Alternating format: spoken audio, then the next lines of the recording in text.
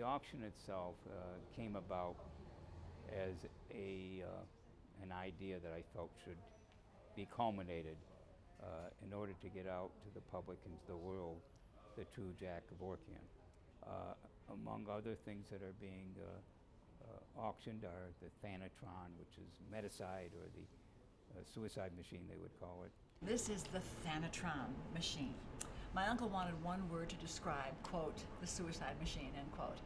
This was one machine, had the solutions, including sodium pentathol, that you would press the button, and his first medicide patient did indeed do this. She reached over and pressed this button. Janet Atkins from Oregon, back on June 4th, 1990, pushed this button to calmly, peaceably, at her choice, end her life.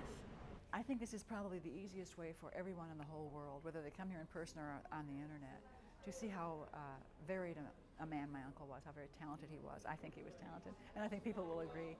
All the various facets of him. He was complicated in that sense. There's a lot to him.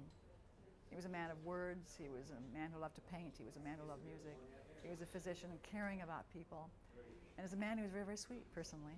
It was one of his wishes that his niece profit, or at least be made secure by whatever he had.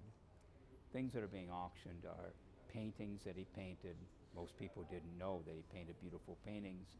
The paintings have been appraised between $2.5 and $3.5 million, the paintings alone.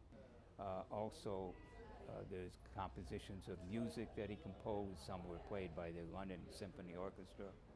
Tuxedo he wore to the Emmys when we went to the Emmys. His vest that he wore, that being the bulletproof one that he wore to trials. And it goes on and on. There's 137 items. They all resonate for me because they all bring back memories. Uncle was such a well-known person, being on the cover of Time magazine and everything. The whole world knows who he is.